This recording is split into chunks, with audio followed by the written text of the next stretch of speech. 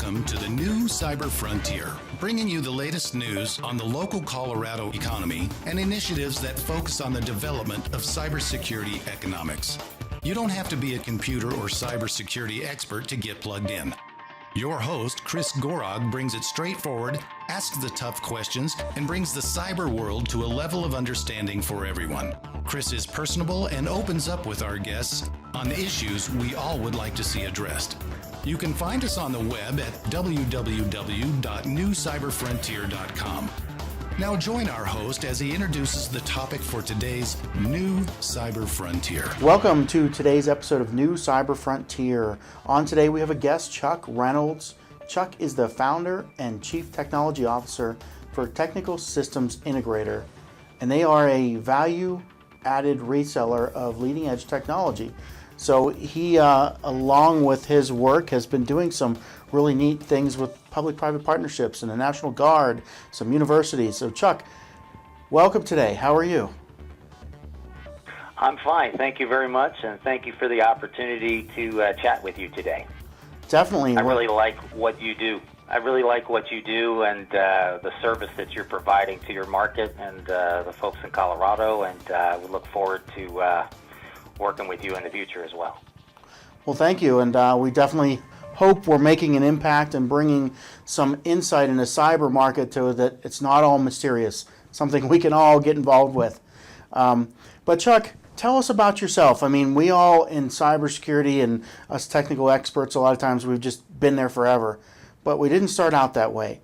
Tell us what brought you this direction and what something about you that's unique. Well, I've always been a technologist ever since I was a little kid, and I got this magazine called Science News that came once a week, and I just waited patiently for the mailman to deliver that, and then I just ate it up.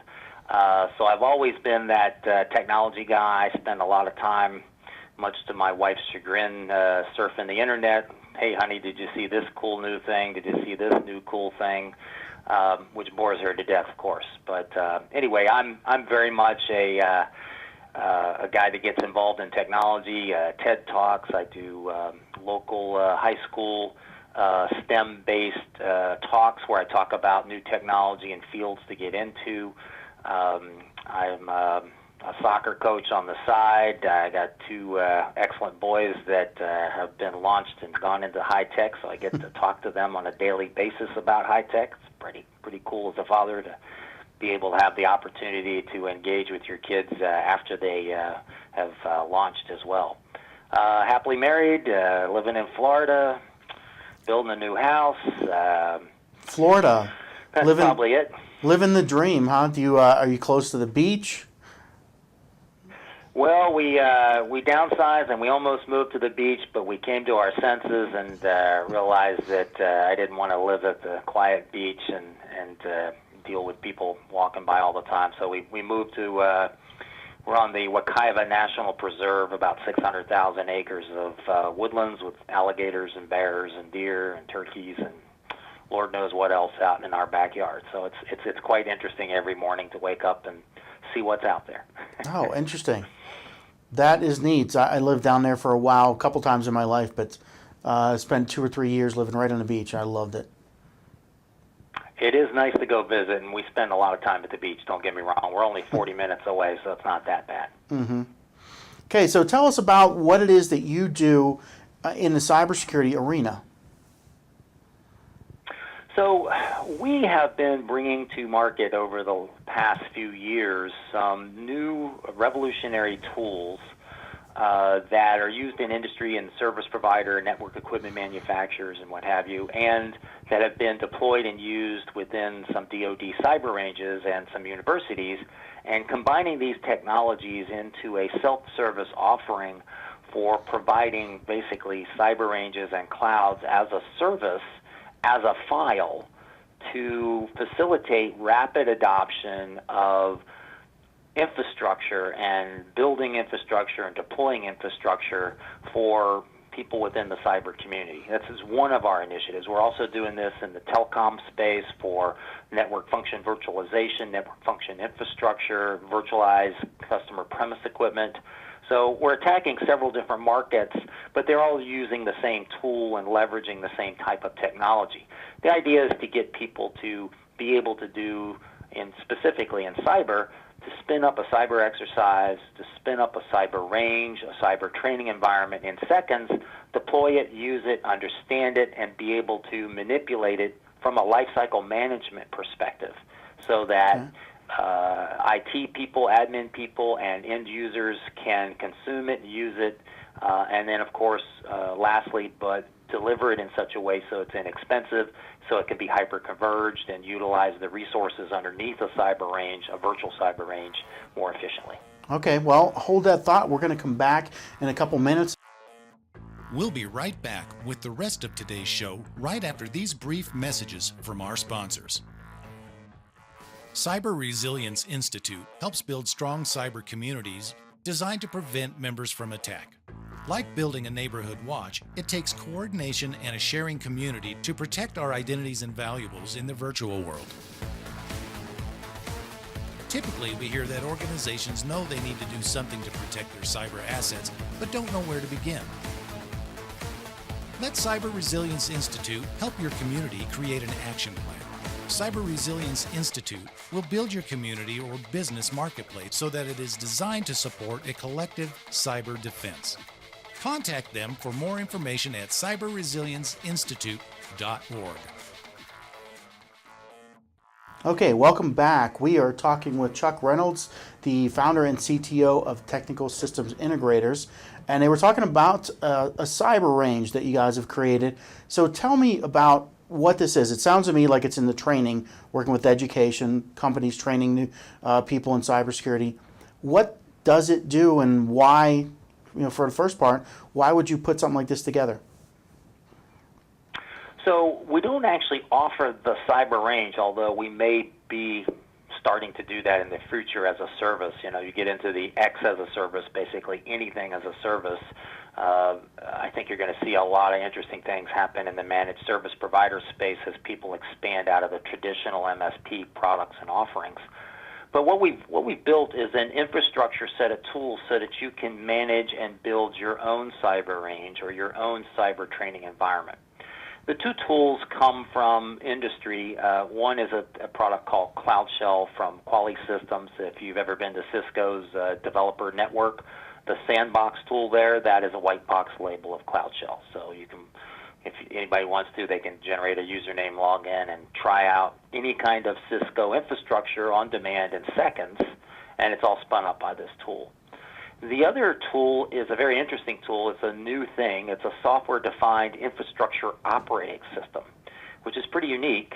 Some guys out of the Pacific Northwest Cyber Labs for the federal government kind of came up with this idea, and it evolved over the last 10 years or so. And it's now deployed down at the DoD cyber ranges. It's deployed in some big systems integrators like Northrop Grumman. It's deployed at some of the universities like Liberty University, managing cyber exercises, cyber training environments rapidly. Think of like a live Visio diagram, except it's real stuff. It's all virtual machines. It's real connectivity, routers, switches, firewalls, applications, servers, and all in a single file. So it becomes extremely portable. You can clone it, back it up, checkpoint it, and reuse it, and spin it up and down with hyperconvergence underneath the hood so that you can rapidly give this infrastructure to a whole bunch of users with a very minimal set of hardware and software to support it. Interesting. So what is the trend in education? Are we, in general, going to more of this virtual, hands-on type training? What are you seeing as a trend? Well, I think because of the dynamic nature of cyber industry, basically hacking and defense and all the different sub-tasks or sub-disciplines within cyber, the complexity of a cyber environment becomes really quite involved. If you look at the smart cities thing that NIST and SOCOE and those folks are doing in the cyber physical space, building out an IoT infrastructure of a city and all the things that go onto that, that is not a trivial operation. That is a monstrous task. So we need tools that can facilitate people who are not automation engineers or who are not subject matter experts on every piece of the network to be able to still use that network and use it so that they can be a subject matter expert of their particular thing, whether it's a SCADA device, whether it's an IoT device, whether it's a smart meter on a house, or whether it's a toll gate on a flood passageway in the city of Austin that prevents a flash flood from wiping out cars that might be down in a road that's underneath the water, to a cyber attack that the National Guard has to defend at your state capitol because somebody's trying to hack into the government. I mean, these things are they're growing exponentially from the standpoint of what people have to do, and the problem gets too complicated, right? So we need to give them tools that anybody can use, give them easy-to-use graphical interfaces so that they can drop and drag and build stuff so that they can explore it from an architectural perspective, so they can put it out to people in training classes so that they can, understand it and use it and focus on the particular piece that's important to them as opposed to trying to learn the whole cloud, if you will. So whenever that's my best guess on that. Whenever back in the day, whenever I did a lot of my training, a lot of the stuff was hands-on. We had physical machines to work on. I had electronics. So many things are going to this cloud. How does that change the educational experience? Do people miss being able to put their hands on stuff? Do they not quite get the full picture because everything's virtualized? Well, it's very interesting you say that. That's a great question. So the federal government, the Army, and the DoD has deployed the next generation security stack. It's called the Joint Regional Security Stack, JRSS. It's about $12 million of hardware appliances from all the usual suspects, Cisco, Juniper, etc. It's 5 racks of stuff. They've bought 19 of these. That's a big chunk of change, $12 million a pop. So what we've been able to do is there's 18 different vendors' products and appliances in this 5-rack system. We've been able to take VMs of all of that stuff, map it all together, and build it all as a single cloud file. So now we've replicated. The user interfaces are exactly the same. You log into the same secure shells, the same VMs, the same VNC, RDP connections into these devices. You run the same application. So there is no difference because you're accessing all this equipment from a computer screen anyway. You can't tell if it's a real one or not except for possibly the performance of it, right? But this allows us for only $2 million because these VMs cost a lot of money. They're still licensed VMs. But for substantially less dollars, we can have an exact production replica of the whole security stack. So hundreds or even thousands of people that need to train on this, to need to figure out how to protect it, to run different types of exercises, now have access to this. And you can spin it up in seconds. It's amazing how fast it is on the right hardware with flash and things underneath of it. And because our tool is hyper-converged, we can do this rapidly and across a lot of people and get people up to speed on it in no time. Mm-hmm. So how many people have been using this so far? Do you have a lot of people doing this training? The federal government is a slow entity.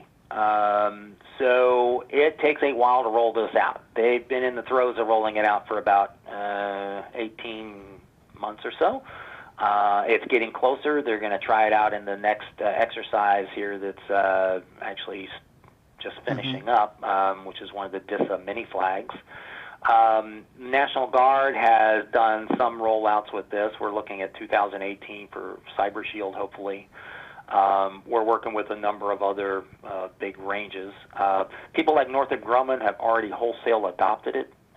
People like Liberty University have been using it for about 3 years now to deliver their Masters of Cybersecurity class. Mm-hmm. And there's a variety of other people that are looking at it, the British Telecoms and Telstras and some of the big service providers, as well as some of the big, accounting firms, the Deloitte, Accentures, and those kinds of folks are looking at it too, because they need a tool that they can rapidly build architecture, rapidly develop a cyber range or cyber content, and get it out to people. And that's what this tool does, is now anybody who's a content manufacturer themselves, we can give them a tool that they don't have to be an automation engineer, they don't have to understand it, they can just drop and drag and build the infrastructure they need for their training support very, very easily. And that's what the professors seem to really love, is they don't have to go to VMware classes, or they don't have to become an AWS expert, and they don't have to add, IT admin guys. They don't have to worry about the cost of spinning it up in the public cloud, because our stuff's much more cost effective as well. Interesting. So let's take a break real quick for a sponsor break, and we'll come back in a minute. I had some questions about how do we get the hardware aspect in, because we're virtualizing everything. But give us a minute, we'll come back. We'll be right back with the rest of today's show right after these brief messages from our sponsors. Over 3 million data breaches happen every single day. That's over 2,000 records being compromised every minute. So often, we focus on securing web data access. But what if the attackers are already inside, having gained direct access to your storage through data management software? When it comes to communications that go directly into your storage devices, make SNIA your first line of protection. SNIA's conformance testing limits outdated communications that are known to be used by attackers. It works continuously behind the background to make sure your storage is protected. To find out if your data is truly secure, visit our website at www.snia.org/cybertest. All right, welcome back. We're talking to Chuck Reynolds from Technical Systems Integrators about a virtual training platform for virtual labs and everything. And what I was going to ask you here is, so we're training people how to do all these things in the virtual world. What do we do to get people to understand and work with how to set up this equipment in the first place? So obviously, everybody that buys all this equipment at a company somewhere, it comes in the door in a box. It's actually a physical equipment. And so many, I run into this because working at a university, so many training platforms are all virtualized. And our students come and leave these classes, leave their program and say, what does the equipment look like? What do I do when I get it in a box? How do I plug it in? That aspect becomes, we'll say, separated from the training experience. It does. I'm not sure that we can address that with virtualization tools. I mean, I imagine you could develop content training and stuff for installation and stuff, and a lot of people, I guess, do that on their own internal websites with READMEs and websites and things of that nature. So, I mean, there's the potential to do that. We haven't addressed that. The real problem has been the cost of hardware, which is extremely exorbitant, right? So if you have a bunch of people that need to be trained, I mean, if you look at the actual use, let's say you bought a Cisco Catalyst switch, right? There is no difference in the virtual world and the physical world on how to use that switch, outside of the fact that you use a physical cable if it's a real thing, as opposed to you drag and drop a line on the graphical screen to simulate that actual cable. The operation of the switch, the commands of the switch, the user interface of the switch are all identical. So there is no differences there. And that's what we're focused on, is how do we deliver that without the person having to have that equipment, because quite frankly, most of the companies and everybody that we're involved with, the major prohibitor to training is the cost of training systems. I mean, if you look at EMC and Dell, who use a lot of our software extensively, I mean, one of their big storage arrays, they have 3 of them in tech support or in their pre-production QA group. Each one's $10 million. If they can cut down and virtualize 1 or 2 of those, what's that worth to them? Well, it's very simple. It's a lot of money. Yeah. So being able to virtualize these things is a huge deal for most people. And I'm not knocking virtualization at all. I just, that was something that I've actually been addressed with recently, and I'm like, oh, interesting. Yeah, we have virtual labs similar to what you're talking about, and the students never see anything physical. And they can go through a whole training program and exit the training program without ever having really gone through the introduction to what does the physical look like. I'll tell you an example, though, where we have done that. So we work a lot with telecommunication resellers. These are people who buy pallets of switches from Hong Kong, China, wherever, and they have to get them in and they have to test them, right? So we've actually worked with our lifecycle management environment that allows us to put HTML-based 5 instructions, which have embedded videos, PowerPoints, whatever kinds of things you want to do, and you can drag and drop and build this instruction set so that you could teach the person with actual videos of how to install that device. So there are ways that we can facilitate the training of the actual physical device as well. I kind of forgot to mention that, but that is a really great use case. A lot of different telecommunication resellers in the U.S.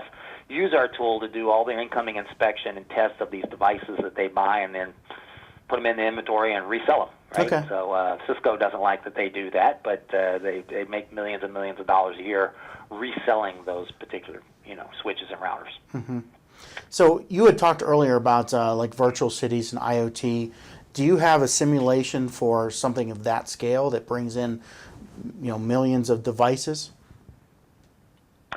We do. We've done for EMC and Hitachi Data Systems where we have several 100,000 devices. So these tools are very scalable. They're built to be scaled across servers. The JRSS, as you can imagine, is thousands and thousands of VMs in that thing to be that size of a security stack. So one of the cool things about these tools is even though you're running this huge infrastructure, your piece of it that you're concerned about may not be the whole thing. So you can actually segment these into multiple separate clouds that talk to each other as well, so you can facilitate that across a large environment. Because if you have a cyber exercise, you might have 500 or 1,000 people in the exercise, right? So you got to facilitate them, and you don't want some penetration hacker guy seeing the whole exercise. That would be unfair advantage, right? You only give him his view or her view of the world, right? Mm-hmm. And the same thing for the protection people. They wouldn't be able to see what's going on in the red team. And now the white team who's observing the whole thing, you want them to have access to everything. So you have to have a tool or a methodology that allows you to facilitate that, and we do that. So okay. That's one case. I always like to hear success stories. Do you have any stories about how the industry has adopted things that our listeners can take from it to get from 0 to 1 to start looking at how do they do this training? How do they implement? Well, I would look to two places. I would just go to Cisco's developer network and take a look at that. Every Cisco product that Cisco makes, they have a live sandbox pre-production that you can use, try out, verify, validate, and look at our tool in action. So it's a great sales tool for us, and it's a great success story. Huawei does the same thing. They came in after the fact and said, we want what Cisco has. How many zeros do we write? Right? That's kind of how that worked. The other place I might go is look at Liberty University's Masters in Cybersecurity. That's using our tool set, too, for all of their labs and infrastructure. It's actually, a lot of the content was done by Jones and Bartlett as well. Those would be two customer-facing, anybody could go take a look at. The other place you can go is our website and my blog as well, if you want to take a look at some recorded videos that are educational to teach you how to go about doing this, what are the concerns, how to get started. A lot of the software that we have is available for trial. You can actually just get it going. I'll give you a really cute instance, right? So I went out to Costco and I bought myself a $200 HP notebook, 6 gig of RAM, dual-core AMD in it, and I've loaded up CipherPath on that, and I'm running Ixia breaking point traffic generation in a 4-gig partition, which is unheard of. But it works. It works great because of the hyperconvergence and how well this software efficiently uses that notebook computer. So you can basically start doing all your own traffic generation off a $200 Costco HP notebook. Mm-hmm. Which I think is pretty good. That's a pretty good way to get started. Is this something that anybody can demo, or do you have to be an institution? What's your licensing model there? So we start off with a community version of the CipherPath tool. Just hit our website and get registered, and you can download it and try it out. It works on a single system. It's a great way to get started. Then if you want to take a look at it later in other places, we also are making it as an offering with IBM SoftLayer. So you'll be able to, one day to pick it on a Bluemix thing and build your own bare metal server, basically delivering and managing your own cloud. I will say this, if you go off and try to become a VMware expert, you get about 3 weeks of training and 6 months of heavy-duty studying and work. We don't have a training class. That's how easy our tool is. You're up and running that morning developing a cyber range, which is pretty incredible. So, these new tools have got some tremendous user interfaces to them, so you can get started quickly. Is this something that somebody that's not working with a company just wants to play with themselves could get a version of to play with, or is it only corp to corp? No, we can probably allow students and people like that, as long as you register and you go on. We're kind of just coming out of stealth mode with these bigger customers, so we're looking to scale as well. So you can just hit our website. I don't know if this is the time appropriate to say it or not, but sure. cloudasafile.com. So it's a unique concept. We don't. I think you've heard about cyber ranges in a box. Well, who needs a box when you can do it all in a file, right? So we'll call it cyber range in a file. And if you go to the website cloudasafile.com, you can register there and get started. Okay. Well, this is definitely great information. I'm going to take a look at it, and I know we have been for university as well. We work with Jones and Bartlett, so we're probably actually using your tool if that's the case. I didn't know that you had that connection, but we use some of those back behind the scenes classes for labs that Jones and Bartlett offers.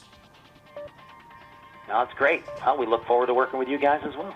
All right. Well, thanks a lot for joining today, and we're definitely glad to hear from you. Is there anything else you wanted to get out that might be helpful to our listeners here in closing? I would also maybe it would be great to have people check out our blog. I try to make that a frequent place to update people on technology. I'll talk offline with you. I have a couple other folks that might be good people for you to interview as well to add to this. And then if this works out well, I'd like to come back in 6 months and talk a little bit about some new things that we've got going on that I haven't mentioned yet that we should talk about. All right. Well, hey, great having you on the show today, and we look forward to working with you in the future. Thanks, Chuck.